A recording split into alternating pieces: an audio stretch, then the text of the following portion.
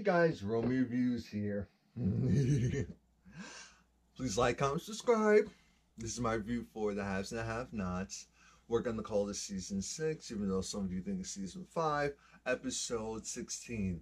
No honor in this game. So it actually starts off where it needs to start off. It's a continuation of Veronica opening the door and seeing Wyatt and Justin doing it. And Veronica is just disgusted. She's disgusted. Her feelings are hurt. She's confused. She's like, Jeffrey, stop it. She's aghast. She's gasping for air, gasping for the words. Jeffrey is disappointed in his mother. He wishes that things were different, but they're not. They're not. Of course they're not. The nerve, the audacity. He actually tells her to get her butt out of here. To get her out of here. And he wants her to go. He tells her that he is who he is. Justin's backing him up like, yeah, that's right. Veronica's like, girl, be quiet. But Veronica says she's there because she wants to go and help Jeffrey. She's only there because she wants him to sign the documentation so that he can get out of, essentially his get out of jail free card. But Jeffrey knows that that means that Benny would get in trouble. And Jeffrey's trying to do that.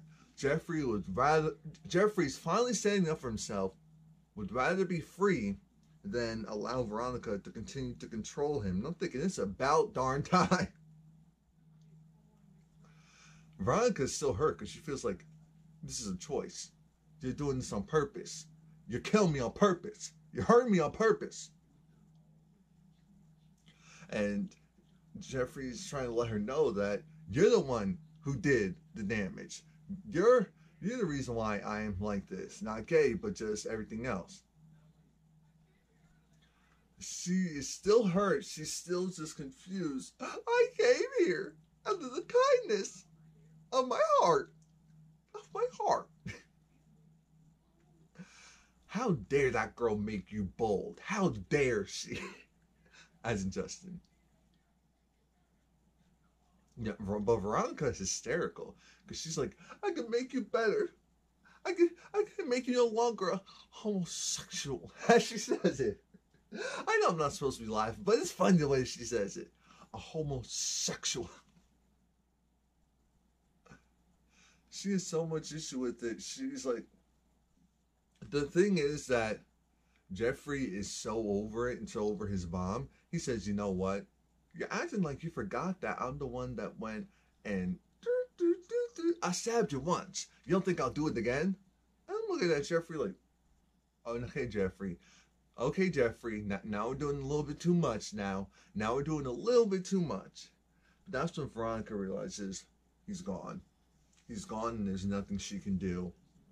And I don't know why, I just thought it was so funny the entire time. We move on to Landon and Charles. Charles is hurt because he likes him some Candice. He is head over heels over Candice. Candice is the first woman that's, swooned Charles ever since his wife died. And so he can't get enough of Candice. It has to be her. One way or the other, he's going to get his Candice. And Landon, he gets to the point where he tells Landon, have you ever been so involved with someone, so enamored with someone that you just can't let them go, that no matter what they did, you're just head over heels? And Landon actually said yes. Of course he said yes. We know Landon would have said yes. That causes Charles to say, great, here's what we're going to do. We're going to make sure that Candice doesn't have any other options than to choose me. Any illegal doings that she's going to try and accomplish, any cons, we're going to block each and every one of them so that she has no other choice, no other option but to choose me. I'm thinking, Charles, you don't want to do that to Candice. You don't want to mess with Candice like that. Excuse me. That is very dangerous. That is very risky. What are you doing? But that's his plan. And Landon's going to do it. But Landon can't do it with Charles' regular people. Landon has to use his own people in order to get this accomplished, because it's going to be messy. It's going to be very messy. But I'm just glad that Charles put out there that it's Candice, because when Charles was saying that he was lonely, Landon had that look of, well, I could do something about it. No! No! Now that Veronica is gone, Justin is thinking, oh, we can get back to what we were doing. Jeffrey doesn't want to do that. Jeffrey's over it. Jeffrey is trying to figure out, how did she get a hold of my location? I'm thinking, Jeffrey is so slow. How's someone so smart? He has no street smarts. That's the thing. Unless it's the picture and the answers are painted right in front of him, he doesn't know. He can't see it for himself. Justin's like, well, someone could be following you. Someone could be doing this. Someone could. And Justin's saying, Jeffrey, I love you. I need you. That Jeffrey's looking at him like, because at one point Justin said, you're not going anywhere. I'm not letting you go anywhere. I looked at Justin like, what? Mine? I ain't no slave. Sidebar, did anyone else notice Jeffrey's, I don't know if they tried to fill in the hairline, but the size of his hair in the front looked really thin. And I was like, wait a minute. Did someone mess up? Did someone butcher his haircut? I don't know. I noticed little things like that. But Jeffrey's trying to let him know that mine, do not threaten me. I work a lot better when I'm not being threatened. Justin said, fine. I'm going to go and make us some dinner. I'm thinking, Jeffrey, that should have been your cue to run. You know where the exit is. Your mother just went through it. Run! Run! Now, Rocky, RJ, Gia are there with Candice. Actually, let me back up. RJ is there with that old dude, and RJ is seducing the old dude, and he gets his wallet. The old dude's like, what are you doing? The guy who works for a college. And so then RJ said, look, you girls, you're really mad. You really wanted to sleep with me, didn't you? Didn't you? But that's not happening. There's no way to actually do that. Instead, let me go and get $10,000 from you. Go to the bank, give me $10,000. Mind you, the guy wasn't upset that it was $10,000. He was just saying, my local bank isn't here. How am I supposed to get $10,000? I don't know. Figure it out. You know, because you either do that, or I blackmail you, let your school know what you're trying to do, and essentially me too, this guy, saying, oh my gosh, you know, I thought that he was giving me an opportunity to play football, but no, he came on to me, and I felt like I had no other choice, no other options. I said, RJ, you ain't right. But that's a Candice move. That's a Candice move. Because the guy was even talking about his wife and kids. Like, oh, she's trying to do all this, and you have a wife and kids at home? Disgraceful. Shameful. Anyway, Jim now calls Oscar, and because Jim realizes the money isn't in the account, Oscar, what are you doing? Oscar's saying, I did exactly what I was supposed to do. Can you not read? Jim said, don't play with me, Oscar. Why don't you go, since you're so smart, why don't you go and check the account and see for yourself that the money is not there? Oscar goes and checks, and it's like, wait, the money's there. Check, because Jim said, what's the account? The crier company. That's not my account. So Candice did get the one up on him, but Candice tricked him into thinking that it was the right account. Now, Oscar went and checked the numbers again that Jim originally gave him, because remember, Oscar said, it was like, oh, I did correctly. What are you talking about? Jim said, oh, just check. Now, please. He checked and realized, Oh, it's not the wait, but who's the crier company? That's not the point. I don't know what the crier company is. The fact of the matter is, you put the money in the wrong account. I need you to fix this like yesterday. So Oscar's like, okay, let me go and figure this out. He hangs up the phone and finally sees the forest for the trees and fully realizes that, oh, it was Candice that did that. Catherine wants to go and talk to Jim because Catherine needs to figure out what's going on with Jim. Why is he doing the stuff that he's doing to Wyatt? We need to get him help. But Catherine, she wants to be a good mother so bad, but she isn't. She isn't. She's not a good mother. And I honestly do feel like Jim was at least trying. I feel like Catherine probably enabled Wyatt. She probably enabled Wyatt, and now we're at this point. Jim finally lets her know that Wyatt screwed up. He got in trouble, accidentally killed someone, and it was a mob member. The Malones. Yes, them. We are screwed. There's not much that we could do. He messed up in a big way, and what do you expect? Now we see Derek and Hannah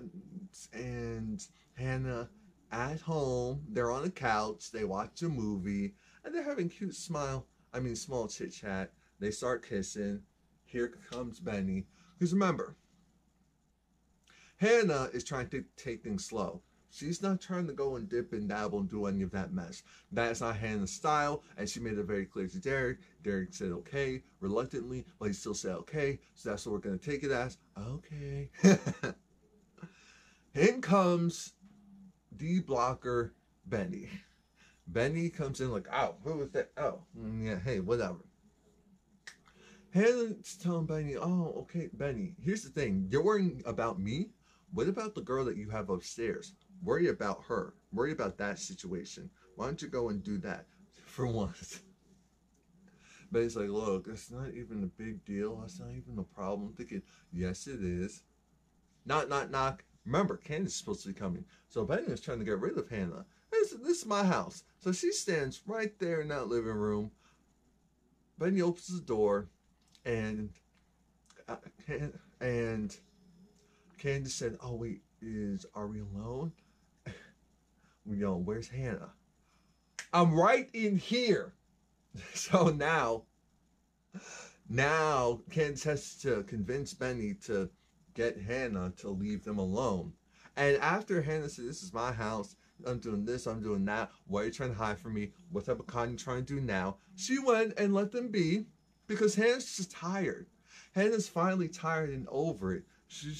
She understands that Benny's going to do whatever he wants. She's probably going to get the information out of him one way or the other anyway. So why even fight it? I said, thank you, Hannah. Now go. Now, Hannah, if you were savvy, you would have left that phone out. You would have had the record button going, or you would have gone, just behind the wall or something and eavesdropped. But I guess that wouldn't be the Christian thing.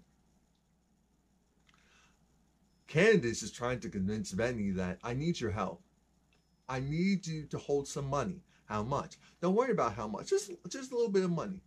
Just a little bit of money so that I can go and do some things. My account, why? My account is being watched. Why is your account being watched, Candice?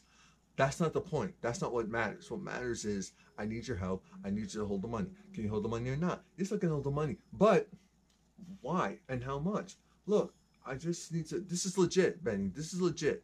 But I can't have whatever you're doing mess with my money. I won't take your $85. Don't worry about it, Benny. This won't affect your $85. I said, $85. $85? Is that the bare minimum to keep the account open or something? Like where did we come to $85? Well, of course it's Benny, so Benny agrees, and Benny's going to give Candice's account information. I'm thinking, Candice, why are they making it seem like Benny can't go and check on the account to see how much money is in there since it's his account? And I'm thinking, you can't just transfer $8 million into someone's account like that. See, that's the thing. They're doing really well with making this realistic, these whole scenes, but let's be clear. Like I said, you can't just put in $8 million into a bank account, because the average bank account only covers up to $250,000. Anything over that, you need a business account. And this, so we'll see. Maybe I'm doing too much thinking now. Now Hannah comes in, wants to hear what's the con that she's doing now. Benny, for once, doesn't let her know. It's like, this is my business. I'm not telling you. So he doesn't tell her. But what she tells him is, she needs to go and talk to that girl upstairs. You brought her here over from Veronica's house. She has nowhere to go. And what you don't realize is, in comes Melissa. And so now, it's like, oh, don't worry about it. Benny's blowing her off. And Hannah doesn't like it. So Hannah finally gets him to be a man and apologize for at least being disrespectful. He apologizes, and Hannah says, we're helping her because when I was pregnant with you and had little baby Candice, a kind stranger asked nothing from me. I'm thinking, what stranger is this? Asked nothing from me in return, but agreed to house me, provide me with food, shelter, the whole gambit, until I was able to get on my feet and actually get my own house. Because that kind stranger who asked nothing in return of me, I'm here today. You're here today. So we are paying it forward with this girl. And that's all well and good until Benny has to go and leave, because he has a business to deal with. Remember, he has to go and give the money back to the Malones. That sounds all well and good until, because Hannah was doing her usual, don't worry about Melissa. Don't let anyone down talk you. Don't let anyone make you feel bad. Just make you feel bad. You don't say or do anything in response. You're an individual. You're a person. You deserve better than that. Just trying to boost up the woman's ego. Well, I guess we don't need to boost her ego that much, because Benny, when he's about to leave, money flops out. I mean, bricks of cash. A huge brick falls out. And Hannah looks at that like, okay, Benny, where did you get that money? Oh, don't worry about it. No. Where did you get that money? Was it Candice? No, it wasn't Candice. Okay, so where did it come from? Melissa looks and realizes, here's my opportunity. It's me. It's mine. Huh? Veronica gave it to me. She did? Yeah, she gave it to me. Oh, so I guess you don't need housing, do you? No, I guess not. She's like, okay, baby, yeah, you can get this stuff, and you can be ready to go. And so Hannah's happy. She walked away and said, Hannah, really?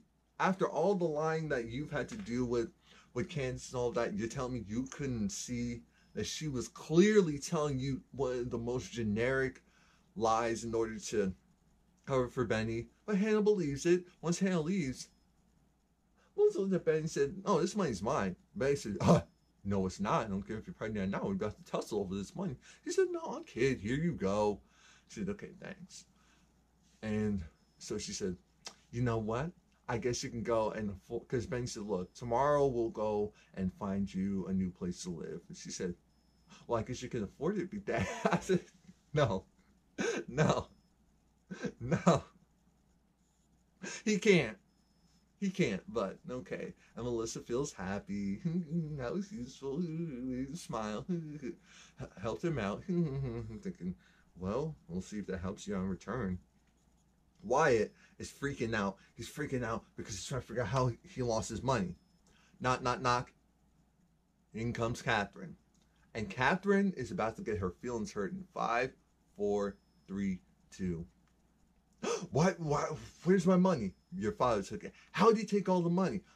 I don't know, but he has it. Why did he take it? Because of you. Because you're using. Because you're irresponsible. Why? It's like, I have checks. They're going to be bouncing. The association's fee, the electricity, all this stuff. It's bouncing. It's bouncing. He said, look at you. You are not responsible. You are not accountable. You're high. Why? I said, this is me. This has always been me. You've been trying to go and turn me into something else I'm not. And Wyatt says, see, you go and screw me over? Watch. You say that I'm irresponsible? Because Catherine tried to throw in his face that, oh, you ran over a young man and you did a hit and run. She said, what about Lizzie? What about Lizzie? What about the girl that you covered for when I did that as well? Are we going to pretend like that didn't happen? The little girl that died. Until then, I said, touche. Wyatt is pissed. Wyatt is high. He's slowly coming off his high. So he wants to hurt his mom and father. He said, you guys should be dead. You should be dead. This is your fault. I wish that cancer went and did you away.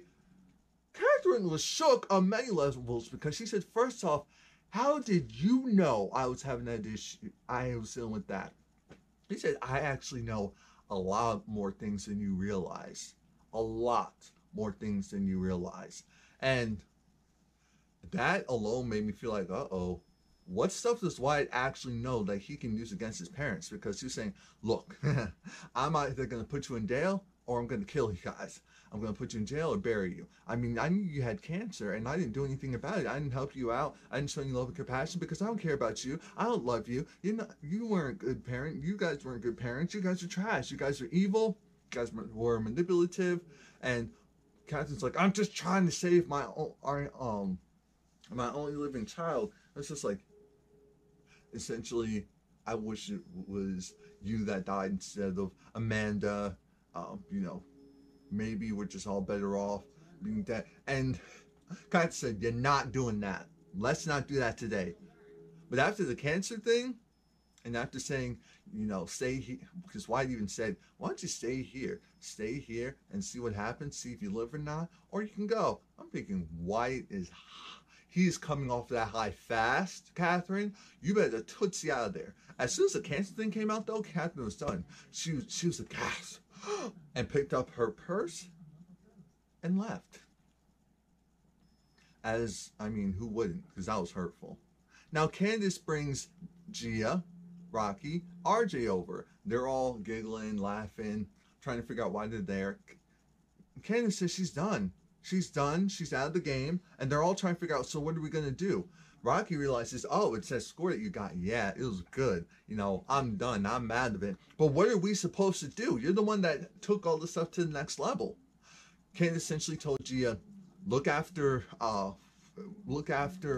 Jim. He has a lot of money. His money runs deep. Just keep pumping him, and eventually you'll get your big score out of that. Rocky, look. Because Rocky's like, look, I can't do dudes. I was bluffing before. I cannot do dudes. That is not what I'm about. That's not what I want. RJ said that. So Candice said, don't do that. Go after women. Older women. Older, rich women. Desperate, old, rich women. Play the long game. You're too impatient. And I'm thinking, really? Is Candice their Obi-Wan Kenobi? Is she? But Rocky's the one that's the most pissed. So once RJ and Gia leave, even though RJ was pissed, and Candice says, don't make me slap you over there, Rocky figures out, so I took that picture for you. It was worth a lot more than you let on. Why don't you go and cut me in? Because I deserve something. She said, you deserve nothing. I helped you out, did all this stuff with you, took this thing to the next level, and now you're upset with me? Now you're trying to go and get more out of me? I'm thinking, Candice, you don't want to go and piss off a con artist. She's like, game recognized game. There is no loyalty. Because it's like, I deserve a cut. I deserve a cut. You deserve nothing. You got what you got from me, and that's it. I'm moving on. I'm looking at Rocky's like, Candice, you don't realize your funds are about to be cut, and now you're not going to have anyone. And Rocky seems petty, so even though he leaves, this isn't over. This isn't over. The episode actually is going to end off with, oh, gross. Erica telling David that she can't do it tonight because they've been doing it more this past week or past 2 weeks than she's ever done in her entire life. And I said, wait, Erica, so how many people did you actually sleep with? But then again, Candice did say you brought in the least amount of money, so maybe you really didn't sleep with that many. And then they were having general idle chit chat, and I guess David heard something, so he went downstairs and he was checking, or something popped in his mind when Erica was talking. So he was checking to see if Veronica left any bugs, microphones, and she did. She left a bunch of them. Every room she was in, she left some. And so then they're like, oh, why don't we go and sleep, make moaning sounds and do all this stuff and actually sleep with each other and piss her off. As soon as they said that and started playing around, we heard boom and we just saw red, and it was outside. Both of the cars were on fire, and we saw Veronica peel away with that look of, you thought you got me? No, I'm back. I said, Veronica is crazy. So that's it. Please like, comment, subscribe. Her and Fire. Jeez.